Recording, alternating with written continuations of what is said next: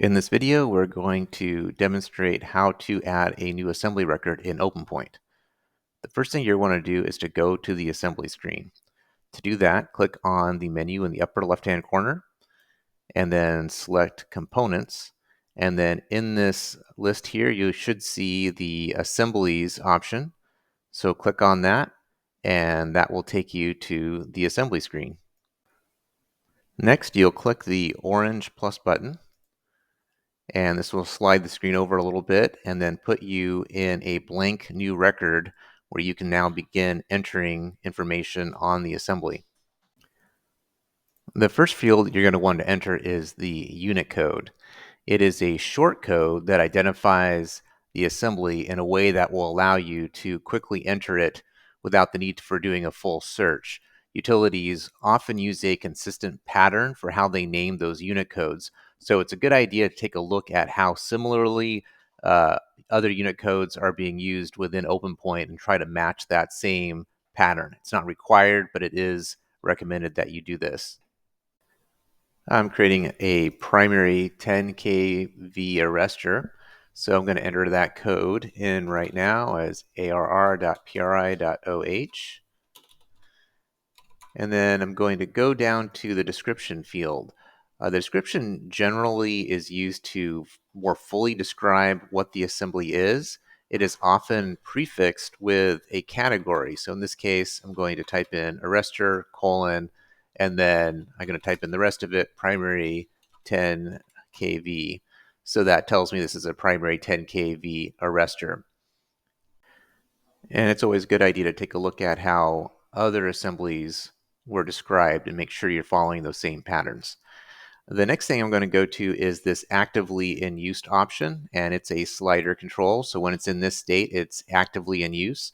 If you are still actively installing this assembly, you'll want that to be slid over to the right as shown. If it's something that you're no longer going to be installing, but is still out in the system somewhere, then you can slide that over and it will no longer show up in the various lists to do things like in-plant edits or to enter layout. You cannot completely delete out an assembly that has actually been used for plant or layout. So the only thing you can do then is to set that over to actively in use to no. Otherwise, most in cases, you're going to enter this and leave this as actively in use and have it be over to the right like it is. Directly below the actively in use option is the CPR count. The CPR count indicates the quantity of the asset as it pertains to the continuing property records.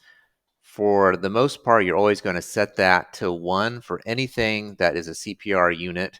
So it's a major material that you're tracking.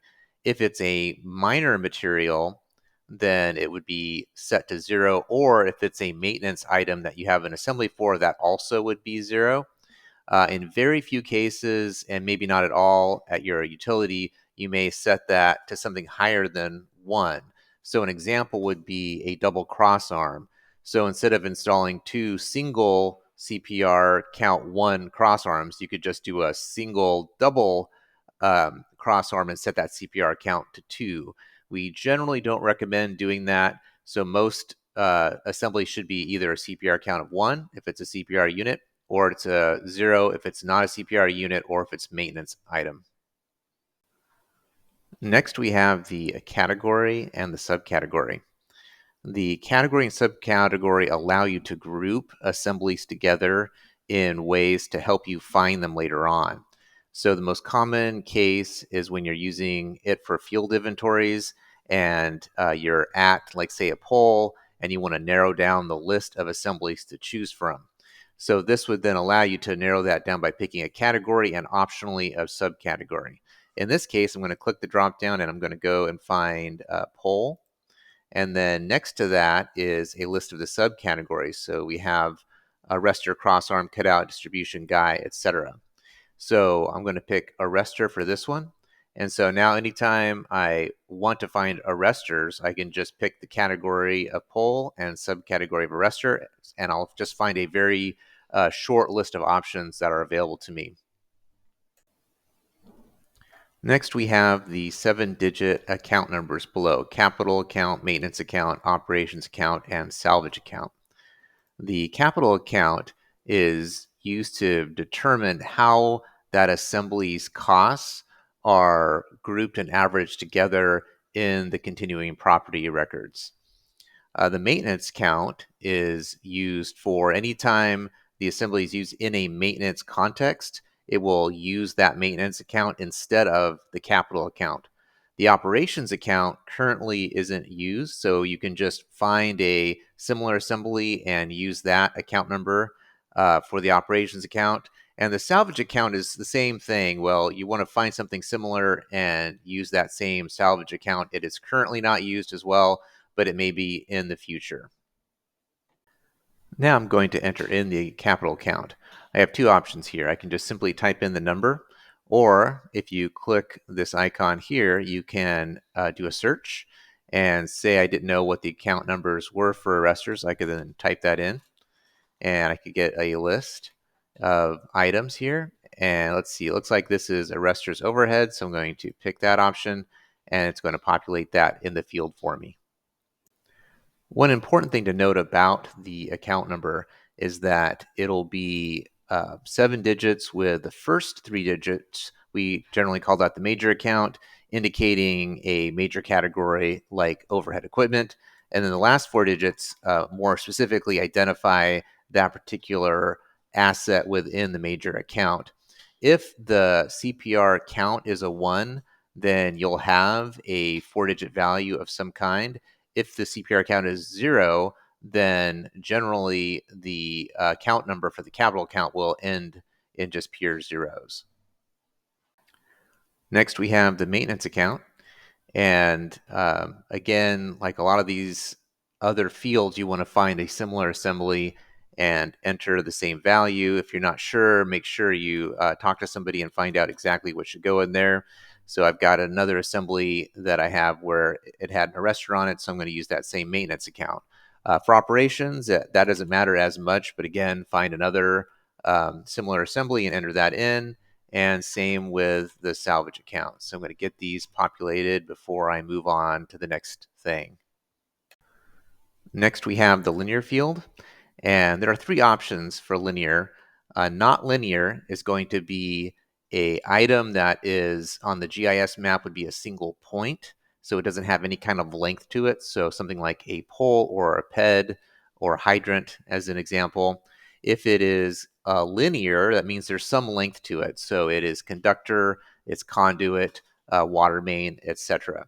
In those cases, if you notice that when I switch to linear, the linear sag and buffer fields then popped up.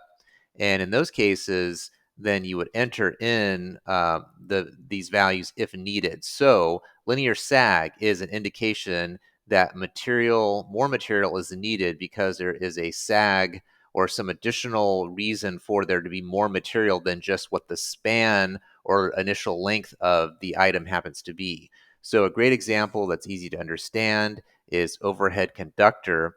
The span length from pole to pole might be 100 feet, but when you include the sag, then maybe it's an extra, 10 feet. So by default, if the sag is 100%, then there's no additional material added. If it was going to be additional 10%, then you would just make that 110%, and it'll handle that for you. The buffer is something that's used when you're issuing material from inventory. If you need some additional conductor, for example, you can say, I want to add another 8 feet anytime I issue it out. So you have some extra material to work with, just so you're not, cutting it right to the exact lengths. A lot of times a little bit of extra is needed in the process. So that will automatically handle pulling that additional X number of feet out of inventory when you go to issue it. The final option is service, and that also has a length element to it. It's generally only used in one particular situation for water utilities where you have a water lateral, which has a length, and you only want to count it as a single CPR unit. And so if it's not a water lateral that you're working with, then you can pretty much ignore that. If it is a water lateral, make sure you understand the difference between a CPR count of 1 when it's indicated as a service versus a normal linear unit. So let's go back to nonlinear since this is an arrestor, and then we can move on to the other fields.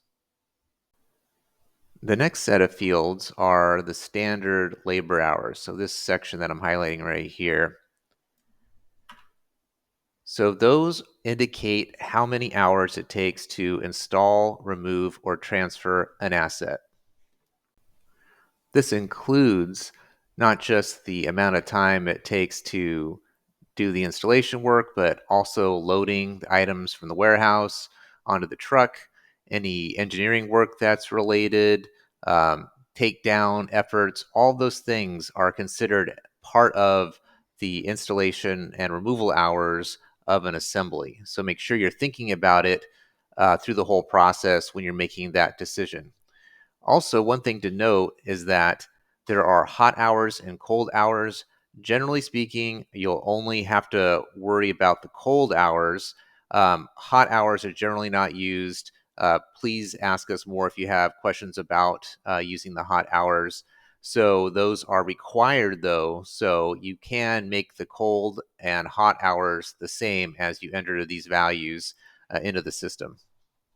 It's also a really good idea to see what was done on other assemblies for these. A lot of times you can just copy what a similar item is, but if you're not sure, please give this some thought and then enter the hours you think make the most sense for this particular item. It is also possible to leave these as 0 values. It will let you move on and do that. So if you just don't know, you can leave them 0 to start, but please do make sure to come back and enter those in before they're really being used in the system, especially before you start to do construction of jobs that have those hours. It will use those for various processes. And if they're not there at the time that you did the construction or some of the cost allocation, then it's going to get 0 values for that, which will cause a little bit of rework for you later on. So I'm going to go ahead and enter some values here, basing this off of another one that I looked at. And right below the standard labor hours, you have the notes field, and that's just for any miscellaneous notes you have about the assembly. You can record that there. There's 500 characters to work with, so enter anything that you think might be useful. Next, we're going to move on to the Materials tab, and this is going to allow you to associate materials in your inventory to the assembly. And so a very common strategy is have one primary material per assembly, but OpenPoint does allow you to have multiple materials that go with the assembly. So it's important to understand the strategy that your utility is using for how you make those associations. Some people want to include minor materials with the assembly and some don't. So I'm just going to show you how to add a material to the assembly, but please do make sure you understand what approach you're using for your particular situation. So to add the material, I'm going to click the plus button, and then it's going to give me a list, and I can type in either a unit code or I can put in a description. So I'm going to put in a little bit of the word arrestor in here. Going to look through my list, and it's like, okay, there it is. There's my primary 10 kV distribution arrestor. If I want to change the count, I can do that. So I can click the edit button and I can change that number if I want. Or in this case, I'm just going to leave that as 1. And if I wanted to add additional ones, I would hit the plus button again and then do another search and find that, enter the quantity, etc. So in this case, I just want to do one material and now I'm done. So the entire assembly record is now completed. And to save that and complete the process, I'm just going to click the save button. OpenPoint will then close that screen and return you to the list of assemblies. And you have now completed the process of entering a new assembly record.